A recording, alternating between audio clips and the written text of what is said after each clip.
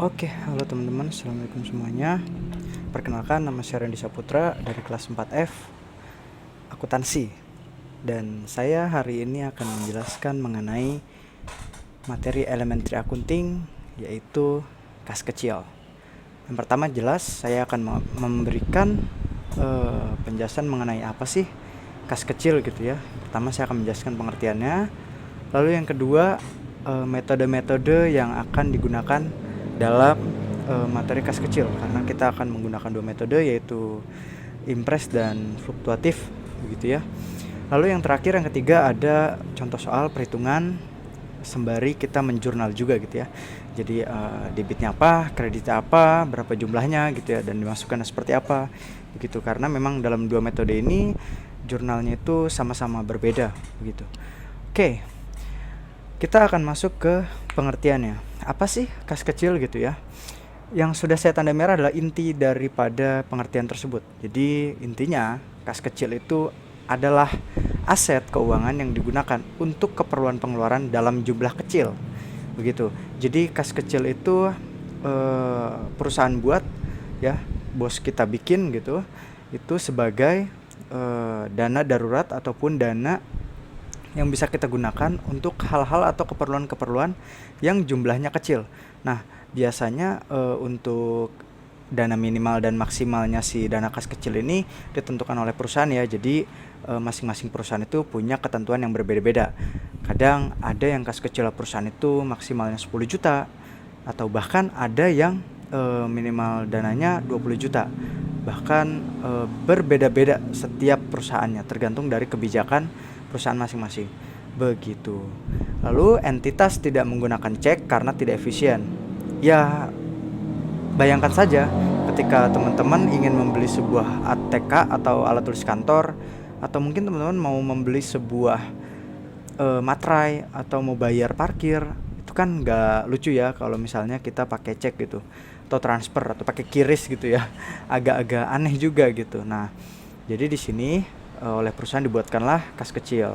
Itu mungkin saja bagian administrasi kantor atau bagian pembelian di kantor itu malu gitu ya minta ke bos dalam jumlah yang kecil, makanya bos berinisiatif untuk membuat kas kecil. Kadang bisa jadi juga seperti itu gitu ya.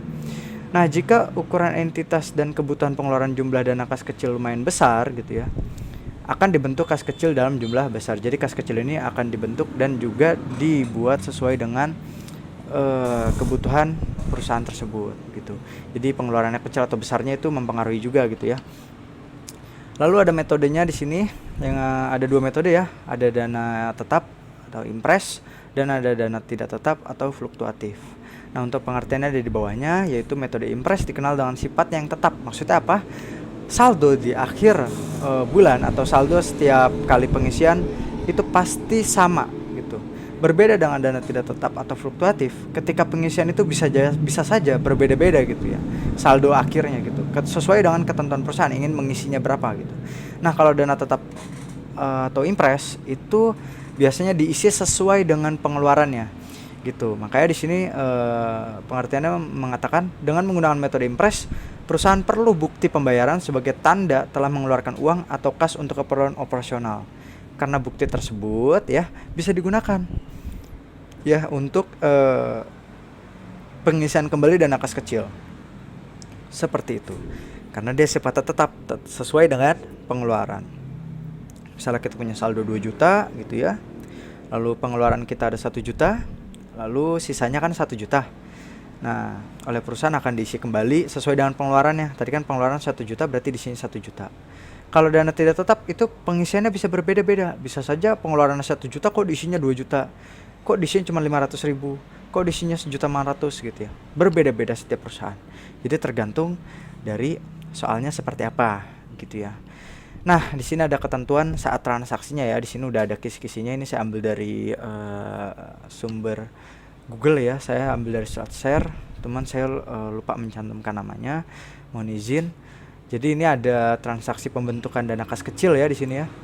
Nah, Nah, ini pembentukan dana kas kecilnya untuk metode impress masih sama ya, sama dengan fluktuasi yaitu kas kecil pada kas. Nah, maksudnya apa?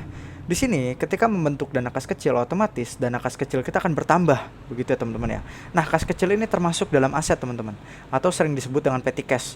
Jadi dia masih setara dengan kas. Makanya disebutnya materinya kas setara kas gitu ya. Nah, ini kas kecil itu masuknya ke dalam aset, ketika dia bertambah maka ada di debit.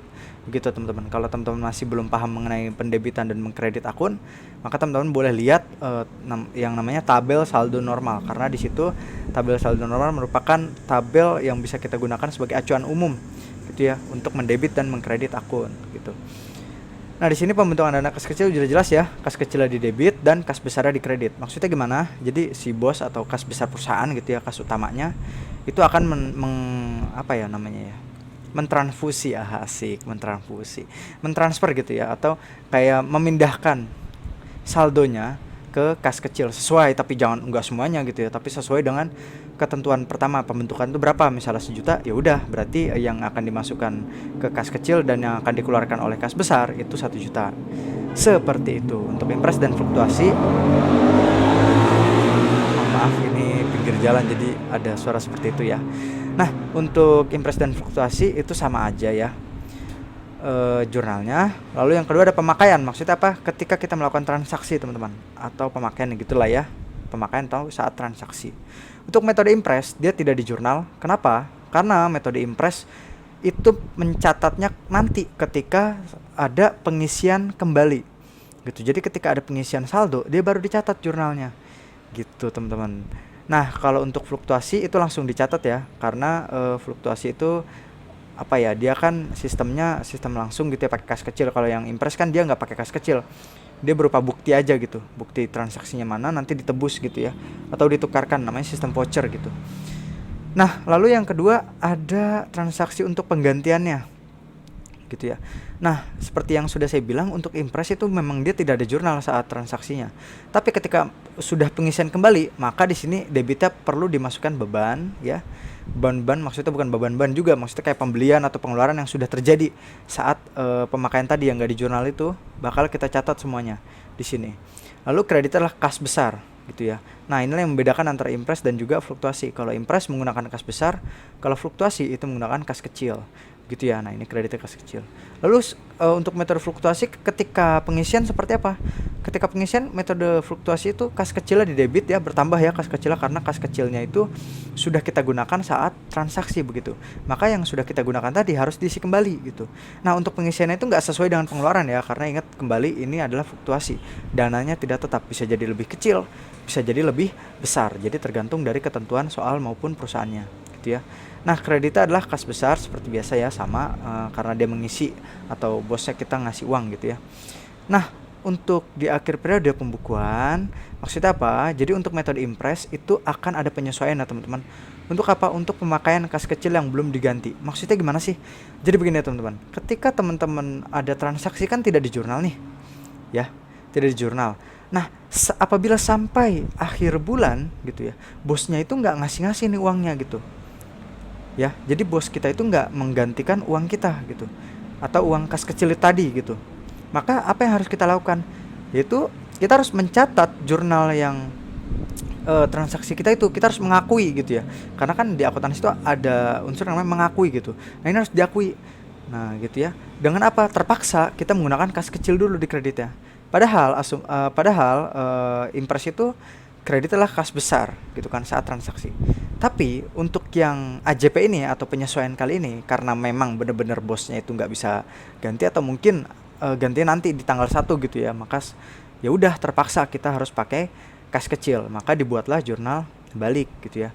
Nah, untuk mungkin di sini masih bingung, tapi nanti kita bakal langsung ke contoh soalnya aja gitu ya. Ini silahkan di screenshot atau disimpan, nanti kita akan jelasin terlebih dahulu. Oke, selanjutnya kita akan membahas tentang contoh perhitungan. Nah, di sini ya ada PT Pakuan membentuk dana kas kecil sebesar 8 juta pada tanggal 1 Januari 2003. Nah, kebiasaan saya adalah menganalisa secara cepat dulu soal-soalnya, biasanya ada yang salah atau enggak gitu ya. Kalau nggak ada yang salah bisa langsung ngisi gitu. Tapi kalau nggak ada ya udah. Kalau ada yang salah ya saya biasanya koreksi dulu, tapi kalau nggak ada yang salah ya udah saya lanjut ngisi gitu ya. Nah, untuk membentuk dana kas kecil ya sudah sama ya teman-teman. Kalau membentuk berarti kan kas kecil pada kas besar gitu ya, maupun impres maupun fluktuasi itu sama gitu ya. Lalu tanggal 8 Januari membeli ATK kantor, maka ya udah, kalau impres kan nggak di jurnal ya. Di jurnal ketika nanti ada pengisian, dan fluktuasi itu langsung di jurnal, tapi kreditnya adalah kas kecil. Jadi di sini pembelian di debit, pembeliannya itu pembelian ATK ya, di sini berarti ATK kantor pada kas kecil gitu ya. ATK-nya di debit, kas kecilnya di kredit, begitu. Tanggal 10 Januari mesin sama ya, membeli, debitnya membeli dan kreditnya kas kecil. Kalau impres nggak di jurnal, karena di jurnal nanti ketika ada pengisian kembali.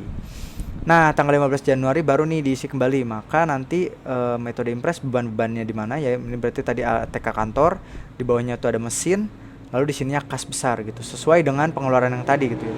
Pengeluarannya berapa ya udah tulis gitu. Lalu kalau fluktuasi ya diisi aja sesuai dengan kas kecil yang sudah digunakan. Oke, kita coba ya. Nah, tanggal 1 Januari untuk metode impres maupun fluktuasi itu sama ya. Kas kecil di debit dan kas besarnya di kredit. Gitu pada tanggal 1. Oke, jadi gitu ya. Karena dia masih pengisian, maka ya udah masih sama-sama aja kan debit kreditnya. Oke, yang kedua, kita akan menjurnal di tanggal 8, teman-teman. Nah, tanggal 8 itu debit dan kreditnya adalah ATK kantor dan kreditnya kas kecil. Tapi ingat, untuk metode impres itu nggak di jurnal. Jadi tanggal 8 kosongin aja teman-teman di jurnal ya. Tanggal 8 itu dikosongin aja untuk metode impres. Kalau fluktuatif wajib dicatat gitu kan, karena memang fluktuasi itu harus segera dicatat gitu ya. Oke, selanjutnya tanggal 10 mesin printer. Mesin printernya di debit dan kas kecilnya di kredit. Ingat ya, ini metode fluktuasi. Jadi ini bukan metode impres. Metode impres itu nggak dicatat. Dicatatnya itu nanti ketika pengisian kembali gitu ya teman-teman ya. Oke, selanjutnya untuk pengisian tanggal 15 Januari. Nah, ini ada di atas dan di bawah ya, ada metode fluktuatif dan impresnya. Untuk fluktuatif itu dia menggunakan kas kecil pada kas ya, sesuai banget sama yang sudah digunakan sebelumnya, yaitu 2 juta ya perlengkapan. Ini dia. Mesinnya 3 juta dan juga 1 juta gitu. Nah, digunakannya kan 4 juta, tapi ingat tanggal 15 Januari dia bilang mengisi kas kecil kembali 5 juta untuk metode dana tidak tetap. Jadi seperti yang sudah saya bilang di awal, metode dana tetap itu pengisiannya nggak sesuai gitu. Nggak sesuai dengan pengeluaran, tapi sesuai dengan peraturan ataupun yang bos kasih gitu ya. Jadi ya udah, karena di sini bilangnya 5 juta, ya udah kita isinya 5 juta gitu ya. Kas kecil pada kas, begitu teman-teman. Tapi kalau di sini nggak ada, misalnya dia mengisi kas kecil kembali, tapi nggak ada selanjutnya, udah cuman mengisi kas kecil aja gitu ya. Ya udah, fluktuasinya itu diisi sesuai dengan pengeluaran dia, 1 juta dan 3 juta, berarti 4 juta di sini kas kecil. Begitu. Jadi jangan diambil pusing. Kalau dia nggak dikasih tahu ketentuannya berapa, ya udah ikutin aja sesuai dengan pengeluaran. Begitu ya. Kalau misalnya di soalnya nggak ada RP-nya gitu, berapa nggak dikasih tahu, ya udah ikutin aja sesuai dengan pengeluarannya gitu. Lalu untuk metode impres ya seperti yang sudah saya bilang ya.